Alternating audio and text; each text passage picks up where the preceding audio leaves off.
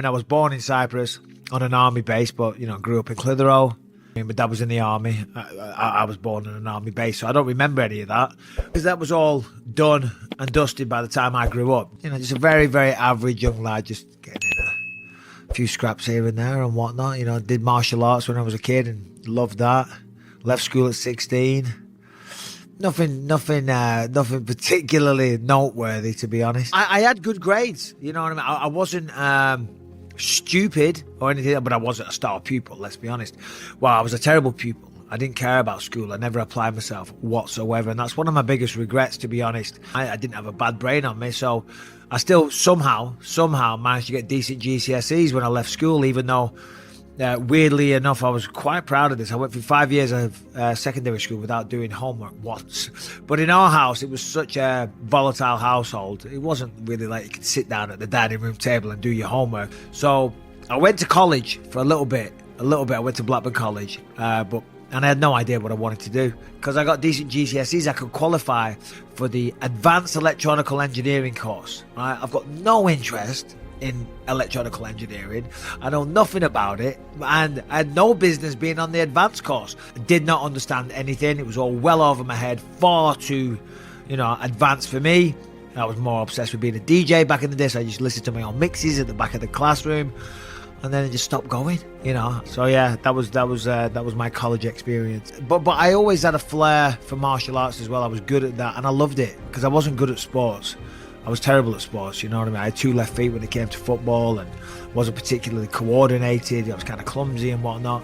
But when I started doing martial arts, I'd found something I was good at. My dad's great. My dad supported me every step of the way. When he realised I had a flair for martial arts as a kid, he would drive me all over the place. He did with all of us. My mum and dad loved us dearly, and I'm not here to on my parents. They did their best by us, Do you know what I mean? And I can only imagine what that must have been like.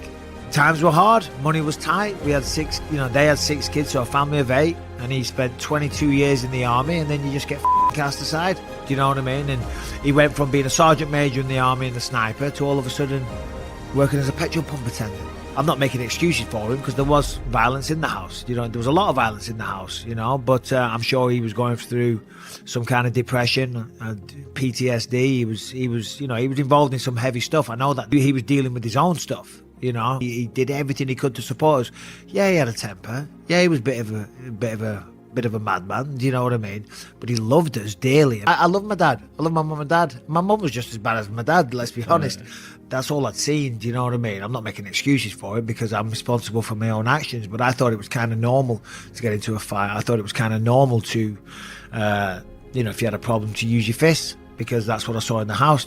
From there, you end up getting in trouble, trouble with the police and whatnot. Well, it was actually a public order offence, do you know what I mean? So no one pressed charges because they started it all, but I finished it. I walked into a toilet and my mate was on the floor and there was 2 guys kicking the out of him. So obviously, I ended up kicking one of them in the head and, police pulled up, went to court, and as I say, it was only a public order offence, but it was the straw that brought the camel's back, you know what I mean? I'd been there a few times and the judge was like, this guy's not learning, you know what I mean? So he gave me a little sentence.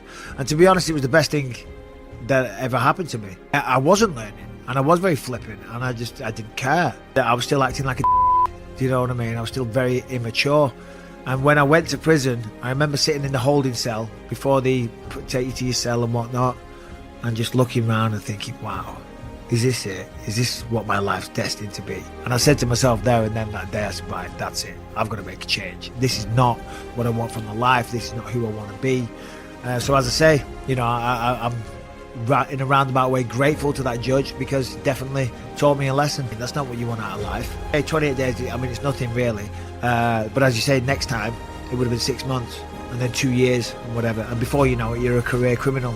So the first thing was to get a job and just hold down job. Do you know what I mean? Because I didn't care. I mean, I was just doing dead-end jobs, and the way I thought about it was, well, if I could lose one, they're easy to come by. Do you know what I mean? So I got a job working at an upholstery factory as a quality control inspector. And I remember this guy, Mick Colleen, he was my supervisor at the time, and he came up to me and he said, Mike, he said, is this what you want to do for the rest of your life? I said, no. He said, well, you need to give it some thought. He said, because before you know it, 20 years are going to pass by just like that, And I did think about it, and I think, what am I going to do? What am I going to do in my life? And I was doing some soul searching.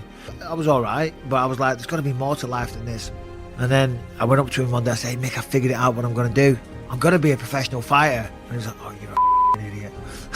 So everyone was laughing at me. All the lads at work, I said, I'm quitting work, I'm moving away, I'm going to become a professional fighter. And I knew everyone was talking.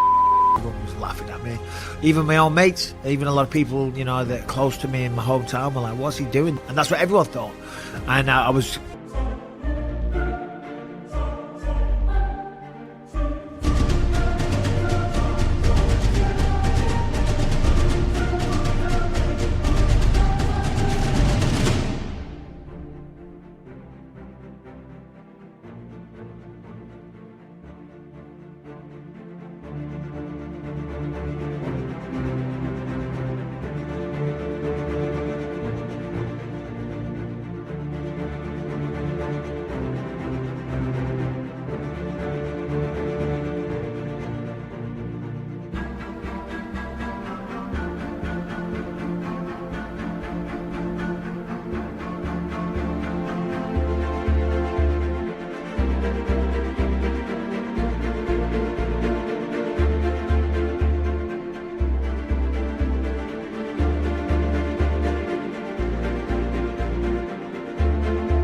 given an opportunity by one of my old senseis when I was a kid. I'd never even heard of the UFC. But he told me all about it, and he said, Michael, there's a lot of money to be earned.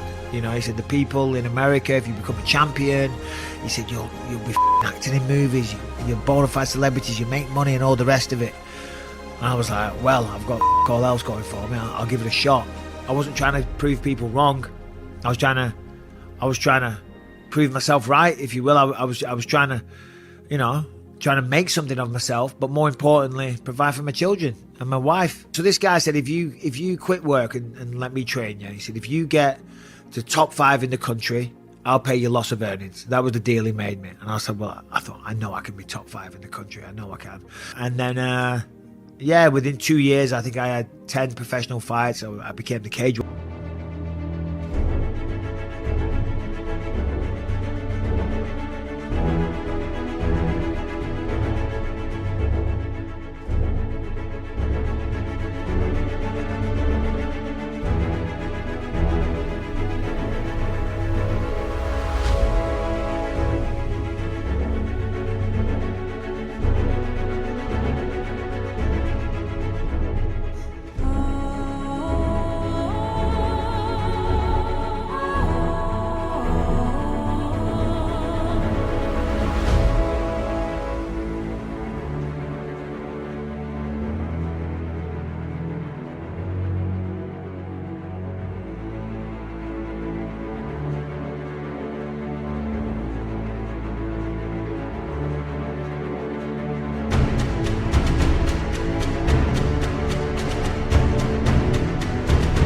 Boys champion, cage rage champion. So things were going well.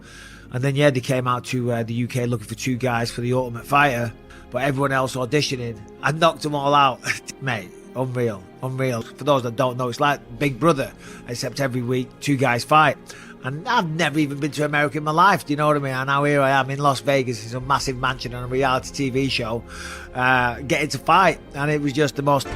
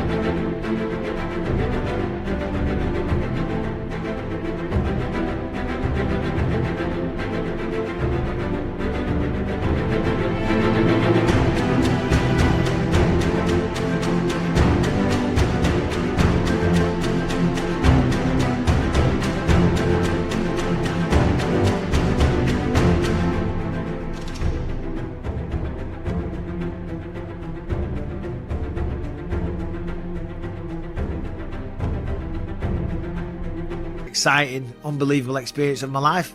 It was a crazy experience, and I loved it. Yeah, I felt tremendous pressure. You know what I mean? Because at that point, you know, it's still a million miles away from, you know, having any kind of success in my life. Yeah, I'd had a few fights and I maybe had a bit of TV time, you know what I mean? But that's not what I was trying to achieve.